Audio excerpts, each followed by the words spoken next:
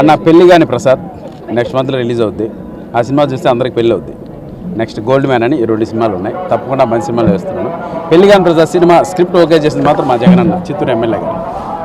Thank you అన్నా. అవును, డెఫినెట్గా అన్నింటిలో మన ముద్ర ఉంటుంది మా ఎలక్షన్లో కూడా.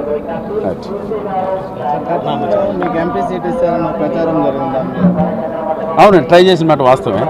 సో చిన్న పిల్లడు ఇంకా ఎందుకప్పుడే రాజకీయాలని నెక్స్ట్ చూద్దాం. ఎప్పుడు ఆల్వేస్ సపోర్ట్ అన్న. ఇక్కడ ఎందుకులే అన్న రాజకీయాలు, అద్భుతమైన దర్శనం జరిగింది. ఈరోజు మా స్నేహితుడు గిరి గారు దర్శనం చేయాలన్నారు.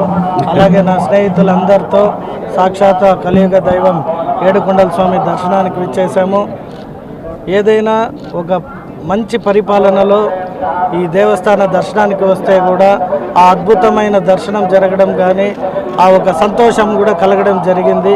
ఎక్కడికెక్కడ కొండపైన కూడా గత ఈ 2-3 వారాల నుండి మీరందరూ గమనిస్తే పరిశుభ్రత కానీ అన్ని విషయాల్లో కూడా ఒక క్రమశిక్షణగా ఈ దేవస్థానాన్ని మార్చే క్రమంలో మన ముఖ్యమంత్రి శ్రీ నారా చంద్రబాబు నాయుడు గారు ఆల్రెడీ ఆదేశాలు చేయడం జరిగింది.